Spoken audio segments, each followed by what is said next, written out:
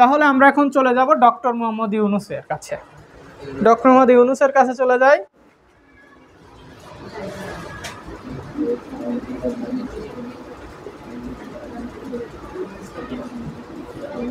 আচ্ছা, এখন এই ডক্টর মোহাম্মদ ইউনূস তো বাংলাদেশের একজন সুপারস্টার, জানো তো।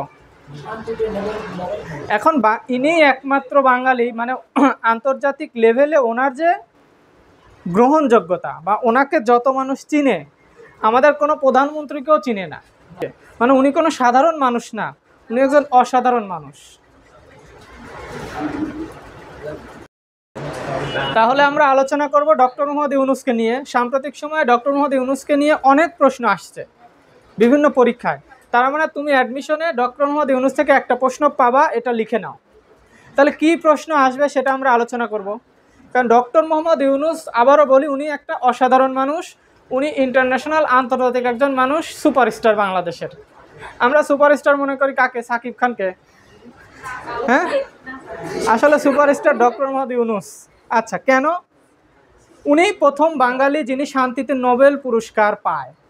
শুধু বাঙালি না, প্রথম বাংলাদেশি।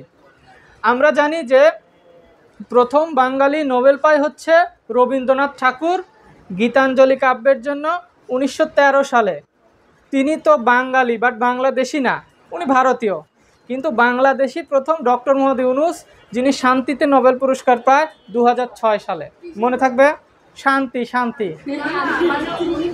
আচ্ছা, কিসের জন্য বলছি? তাহলে শান্তিতে নোবেল পায়।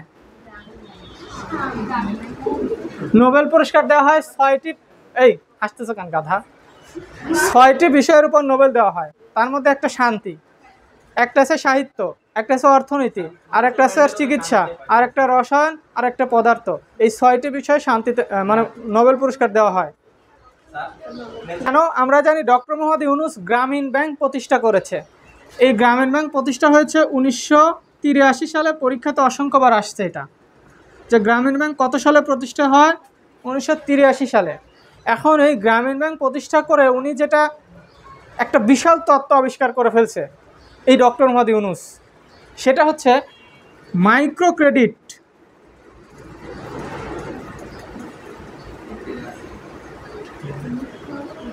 মাইক্রো ক্রেডিট আর মাইক্রো ফিন্যান্স, যাকে আমরা বাংলায় যাকে বলি ক্ষুদ্র ঋণ। কি বলি? ক্ষুদ্র ঋণ।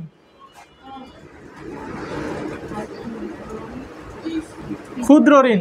দেখো, আমরা যখন ব্যাংকে ঋণ নিতে যাই, আমরা যারা গরিব খেটে খাওয়া মানুষ, ব্যাংক কি তাদের ঋণ দেয়? দেয় না। কিন্তু ব্যাংক ঋণ দেয় কাদের? যারা কোটি কোটি টাকার মালিক, শিল্পপতি, ব্যবসায়ী, তাদের কিন্তু ব্যাংক কোটি কোটি লক্ষ লক্ষ টাকা ঋণ দেয়। কিন্তু একজন রিক্সা চালক যদি ঋণ নিতে যায়, তাকে ঋণ দেয় না। বলে ঋণ দিয়ে দিব, তোমার তো জমি নাই, কি কিছু দেখায় তো ঋণ নিতে হয়। এই জন্য ডক্টর মোহাম্মদ ইউনূসের মাথায় প্রথম আসলো যে আমি ঋণ দিব আমার ব্যাংক শুধু গরিবদের, যাদের কিচ্ছু নাই, 10 টাকাও যাদের পুঁজি নাই, তাদেরকে ঋণ দিব। সে কী করলো? গ্রামের খেটে খাওয়া সহজ সরল গরিব দুঃখীদেরকে ঋণ দেওয়া শুরু করলো। কোনো ধরনের কি আমানত ছাড়া। ওই যে আমানত নেয় না, হ্যাঁ। তার মানে তখন কি করলো? গ্রামের যে খেটে খাওয়া মানুষগুলো, দেখবা মহিলারা কি করলো? সেই ঋণ দিয়ে গরু কিনলো, কেউ ছাগল কিনলো, কেউ মাছ চাষ করলো, কেউ ক্ষুদ্র কুটির শিল্প স্থাপন করলো। আস্তে আস্তে স্বাবলম্বী হয়ে গেল, তাই না?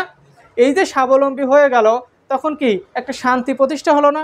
দারিদ্রতা নাই, ক্ষুধা নাই, অশিক্ষা নাই, তারপরে তোমার বেকারত্ব নাই। তার মানে কি আস্তে আস্তে কি সবাই উদ্যোক্তা হয়ে গেল, সবার কি অভাব পূরণ হয়ে গেল, সবাই আস্তে আস্তে কি স্বাবলম্বী হয়ে গেল। এই বিষয়টা কি বিশ্বের শান্তি প্রতিষ্ঠা করলো না? অবশ্যই বিশ্বের শান্তি প্রতিষ্ঠা করলো। তখন ওনাকে এই মাইক্রো ক্রেডিট আর মাইক্রো ফিন্যান্সের জন্য 2006 সালে শান্তিতে নোবেল পুরস্কার দেওয়া হয়। এখন এই যে প্রসেসটা শুধু বাংলাদেশ না, বিশ্বের অনেক দেশে এটা ফলো করে। আফ্রিকার গরিব গরিব যে দেশগুলো আছে, যেরকম Congo, Liberia, Uganda, Burundi, Rwanda, এই যে দেশগুলো আছে, এই দেশগুলোকে কি করলো? তারা ঋণ দেওয়া শুরু করলো। তারপরে সেখানেও কি দারিদ্রতা দূর হয়ে গেল। এই হচ্ছে শান্তি। বোঝা গেল এখন শান্তি কি হলো? এই হচ্ছে শান্তি প্রতিষ্ঠা হলো, তখন তাকে নোবেল পুরস্কার দেওয়া হলো। বোঝা গেল? আচ্ছা, এখন এই ডক্টর মোহাম্মদ ইউনূস শুধু শান্তিতেই নোবেল পুরস্কার পায় নাই, তিনি এমন একটা পুরস্কার পাইছে যেটা বিশ্বে মাত্র 7 জন মানুষ পাইছে। পুরো পৃথিবীতে 7 জন মানুষ এই পুরস্কার পাইছে, তার মধ্যে একজন ডক্টর মোহাম্মদ ইউনূস। সেই পুরস্কারটা হচ্ছে আমেরিকায় 3টা পুরস্কার দেওয়া হয়, একটা হচ্ছে প্রেসিডেন্টস, একটা হচ্ছে কংগ্রেস গোল্ড মেডেল, আর একটা হচ্ছে প্রেসিডেন্ট মেডেল। কি বললাম? প্রেসিডেন্ট মেডেল আর কংগ্রেস গোল্ড মেডেল, এই 2টা পুরস্কার, আর একই সাথে শান্তিতে পুরস্কার। এরকম ঘটনা বিশ্বের 7 জন মানুষের সঙ্গে ঘটছে, তার মধ্যে একজন ডক্টর মোহাম্মদ ইউনূস এটাও পাইছে। বোঝা গেল? তার মানে ডক্টর মোহাম্মদ ইউনূস বিশ্বের 7 জন বিখ্যাত ব্যক্তির একজন, যারা আমেরিকার 2টি পুরস্কার সহ নোবেল শান্তি পুরস্কার পায়। তাহলে কি ইনি সাধারণ কোনো মানুষ? অসাধারণ। শুধু তাই নয়, বিশ্বে 3 জন ব্যক্তি আছে, বিশ্বে 3 জন ব্যক্তি আছে যারা অলিম্পিক লরেল, নাম কি? অলিম্পিক লরেল, একটু লিখে নাও। অলিম্পিক লরেল নামক একটা পুরস্কার আছে, সেটা হচ্ছে আমরা জানি প্রতি 4 বছর পর পর বিশ্বের বিভিন্ন দেশে অলিম্পিক খেলা হয়, তাই না? এবং বিশ্বের মধ্যে সবচেয়ে মর্যাদাপূর্ণ খেলা হচ্ছে অলিম্পিক খেলা। অলিম্পিক খেলার উদ্ভব কিন্তু হয় গ্রিসে, অর্থাৎ 276 খ্রিস্টপূর্বাব্দ থেকে প্রথম অলিম্পিক খেলা শুরু হয়। সেই অলিম্পিক খেলা কিন্তু এখনও আছে। তার মানে বিশ্বের যত খেলা হয় সবচেয়ে মর্যাদাপূর্ণ খেলা হচ্ছে অলিম্পিক খেলা। সেই অলিম্পিক খেলা দেখলো কি প্রত্যেক বছর যারা বিশেষ করে সামাজিক কাজে যারা অবদান রাখে বিশ্বে, অর্থাৎ দারিদ্রতা দূর করতে কোনো কাজ করছে, হয়তো তোমার শিক্ষার ক্ষেত্রে কিছু করছে, গরিব দুঃখীর ক্ষেত্রে কিছু করছে, অর্থাৎ সামাজিক যে কাজকর্ম যারা করে তাদেরকে 4 বছর পর পর অলিম্পিকে একটা পুরস্কার দেওয়া হয়। সেই পুরস্কারটার নাম অলিম্পিক লরেল। নাম কি? Olympic lauryl. এখন পর্যন্ত বিশ্বের 3 জন ব্যক্তি পাইছে এটা, তার মধ্যে ডক্টর মোহাম্মদ ইউনূস একজন। এখন টোকিও অলিম্পিক হয়, এবার তো অলিম্পিক হলো কোথায়? প্যারিসে। 20 সালে হয় টোকিওতে, জাপানের টোকিও। ওই অলিম্পিক 2020 সালে ডক্টর মোহাম্মদ ইউনূসকে অলিম্পিক লরেল দেওয়া হয়। তার মানে ইউনূস সাহেব কি সাধারণ কোনো মানুষ? অসাধারণ বললেও ভুল হয়। হ্যাঁ, মানে এবং উনি একজন বাঙালি, বুঝো যে উনি একজন বাঙালি, এরকম একটা ব্যক্তি। কিন্তু আমরা এই রাজনৈতিক কারণে, আমাদের রাজনৈতিক কারণে আমরা তাদেরকে হাইড করে রাখি। কারণ ইউনূস তো সাধারণ মানুষ না। কারণ ইউনূসের ফোন আসে কার জানো? জো বাইডেনের ফোন আসে। ডোনাল্ড ট্রাম্প ফোন করে ইউনূসকে। ইউনূসের বন্ধু কে ছিল জানো? Hillary Clinton. নাম শুনেছ? হিলারি ক্লিন্টন আর ডক্টর মোহাম্মদ ইউনূস একই ক্লাসে পড়ছে। আর সেই হিলারি ক্লিন্টনের স্বামী ছিল বিল ক্লিন্টন, ওই সময় ছিল আমেরিকার প্রেসিডেন্ট। তাহলে সে কি সাধারণ লোক? তোমার ফোনে আমার ফোনে কে ফোন করে? হ্যাঁ, পাশের বাড়ির ছেলে তোমার ফোনে, বা তোমার বন্ধু, আর তার ফোনে ফোন করে হিলারি ক্লিন্টন, আমেরিকার প্রেসিডেন্ট। তাহলে ইউনূস সম্পর্কে আমরা অনেক কথা বললাম। তো এখন ইউনূসের সবচাইতে অবাক করা একটা বিষয় যেটা সে আবিষ্কার করছে, তার একটা তত্ত্ব আছে, নাম হচ্ছে 3-0 থিওরি। নাম শুনেছ? দেখো কি, এটা মজার একটা থিওরি। মানে আমি বলি কি, ইউনূস সাহেব তো কোনো সাধারণ মানুষ না। প্রথম কথা, আমি ইউনূস সাহেবের বিশাল এক ভক্ত আমি, কারণ আমার খুবই ভালো লাগে তাকে। দেখবা সে যখন সংবাদ সম্মেলনে কথা বলে, বেশি কথা কিন্তু বলে না, দেখবা গুনে গুনে কথা বলে, কাজের কথা বলে। আর অনেককে আসে কথা বলার সময় এসে কি করে, আগে ওই অমুক সরকারের 5 বছরের আগে কি সমালোচনা, ওই এই করছে সেই করছে এটা ওটা। হ্যাঁ, তা ওর কথা কিন্তু বলে না, আগে এই সরকার সেই সরকার কি কি করছে ওইগুলো বলে। আর ইউনূস সাহেব এসে কিন্তু আগে উনি কিছু না পারলে ডিরেক্ট বলে আসলে তাহলে আমি ব্যর্থ এক্ষেত্রে, তবে আমি আশাবাদী। এটা এই যে কথাটা, ভদ্র মানুষের যে কথাবার্তা, মানুষকে বেশি আশাও দেয় না, আবার কি নিরাশাও দেয় না, একজন আসলে পোলাইট মানুষ। তো ওনার যে থিওরি 3-0 পভার্টি, মানে তার কথা মতো যদি, তার তত্ত্বটা যদি কেউ মানে, তাহলে সেই দেশে কোনো দারিদ্রতা থাকবে না। 0 পভার্টি, শূন্য দারিদ্র। 0 আনএমপ্লয়মেন্ট, মানে কি শূন্য বেকারত্ব, কোনো বেকার থাকবে না। আর 0 কার্বন ইমিশন, মানে কি এই যে কার্বন যদি নিঃসরণ হয় তাহলে কি পৃথিবী উত্তপ্ত হয়ে যায়, তাই না? তো এই জন্য কার্বনটাকে তো আমাদের ইমিশন কমাতে হবে, এই জন্য সে এই 3টা থিওরি দিছে। এখন কেন, মানে কি করলে এই 3টা ঘটনা ঘটবে?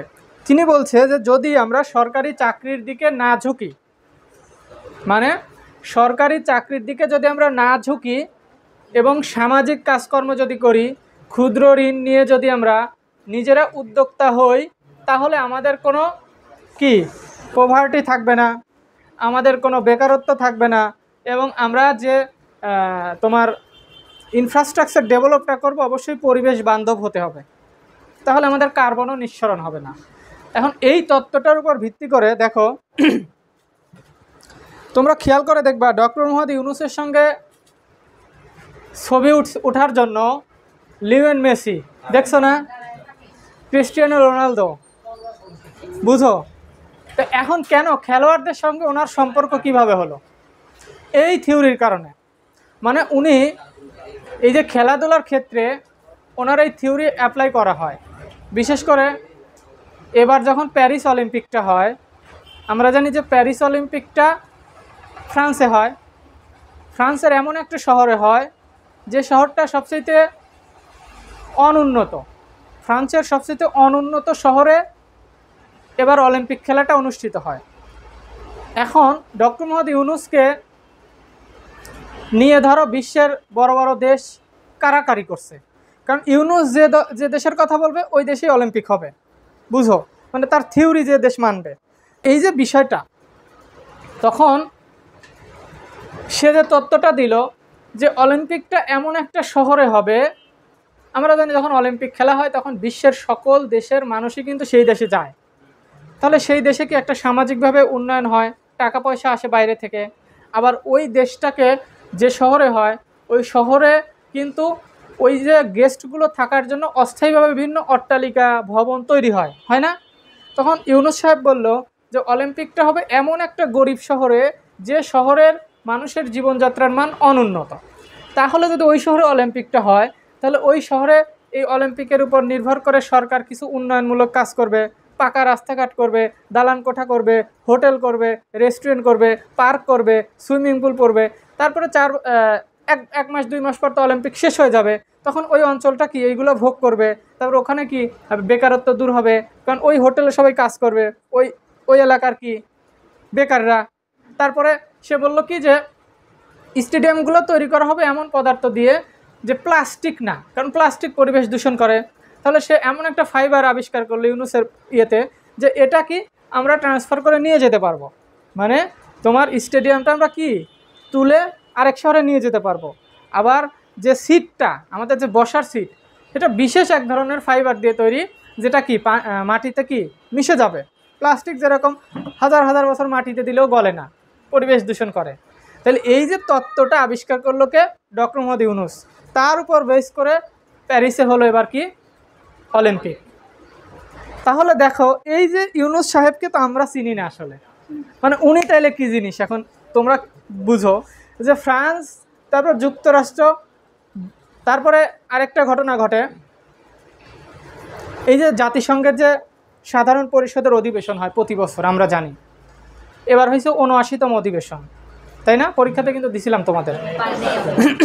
তো এই অধিবেশনে সাধারণত আমেরিকার প্রেসিডেন্ট কারোর সঙ্গে মিটিং করে না, কিন্তু এই ইতিহাসের প্রথম এই অধিবেশন বাদ দিয়ে অধিবেশনের ফাঁকে জো বাইডেন মোহাম্মদ ইউনূসের সঙ্গে বৈঠক করছে, এবং তাকে মনে করো একদম কোলাকুলি যেটা বলে আর কি, আলিঙ্গন। এটা নিয়ে তো প্রথম আলো অনেক রিপোর্ট করছে, এই ছবি নিয়ে ভাইরাল। তার মানে বোঝা গেল সব মিলিয়ে যেটা আমরা জানলাম যে ডক্টর মোহাম্মদ ইউনূস কোনো সাধারণ ব্যক্তি নয়।